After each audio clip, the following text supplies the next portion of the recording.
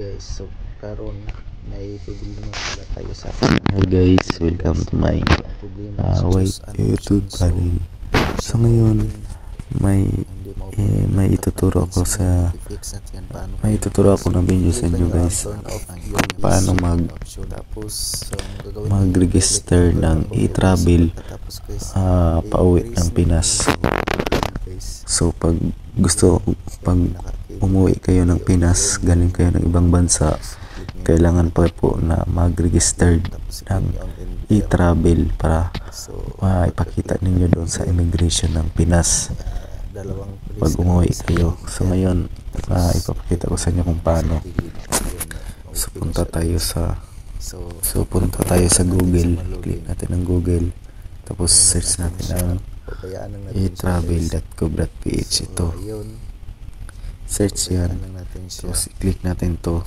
Hintayin lang natin siya guys na mag-open mga 5 minutes to 10 minutes. Tapos i-click natin to guys, clear to sign in. Ayan, tapos ilagay natin ang email address at password. Hintayin lang natin guys. Ayun, tapos i-click natin ang login. Pagkatapos guys, i-click natin itong new travel declaration. So ayun na guys, nag-open na siya. Tapos guys, i-click nyo yung arrival, entering the Philippines. So ayun lang po ang gawin nyo guys, paano po ba i-fix ang tapos click nyo ang continue.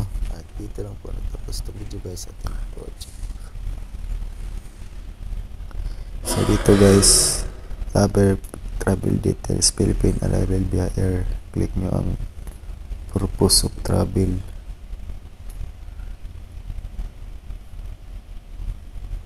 OFW tayo. Traveler type, aircraft passenger. Tapos guys, traveler type, aircraft passenger. Tapos name of airline, Philippines Airline. Tapos flight number, ilagay lang ninyo. Tapos guys, flight number, ilagay lang ninyo dyan. Tapos guys, country of origin. Tapos guys, airport of origin, Dubai International Airport. Date of departure. Tapos guys, date of arrival. Residence. Click yung residence. Tapos kung hotel kayo pupunta, i-click nyo. Tapos kung transit via airport, so i-click natin ang residence. Tapos i-click natin ang next.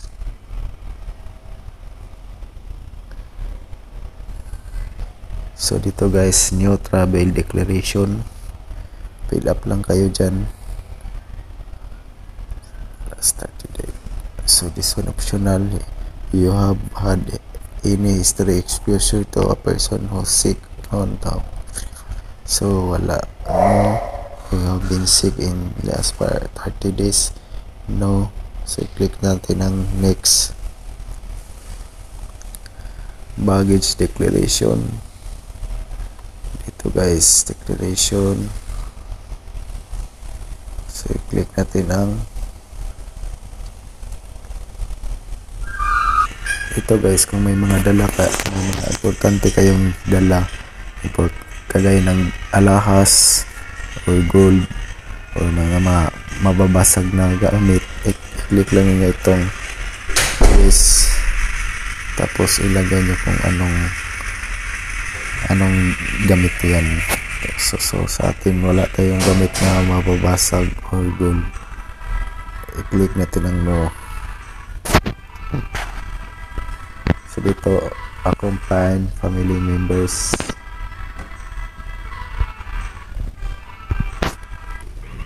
So dito guys, kung may kasama kayong bata, o anak ninyo, ilagay lang ninyo dyan. Tapos yung edad ng kasama nyo. Pero kung wala kayong kasama, wag na kayong maglagay dyan. So number of baggage, so sa atin is 2. Tapos hand carry pieces, so sa atin 1.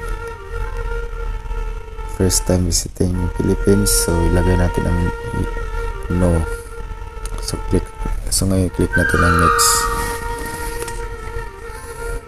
So dito guys, signature, click natin ang signature natin.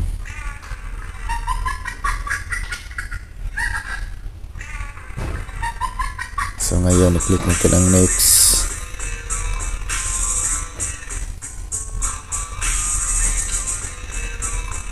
So dito, so i-click natin ang next. Family member, so i-click natin ang next. You have selected any family members to this travel destination. Are you not traveling with? So click natin ang yes. So ito na po guys yung details. So ngayon guys, pagtapos na, i-click na ang submit. So congratulations, you have successful. So ngayon may i-travel na tayo. So ang gagawin natin dyan, screenshot lang natin guys. So ayun lang po ang gagawin guys kung paano magawa ng i-travel pauwi ng Pilipinas.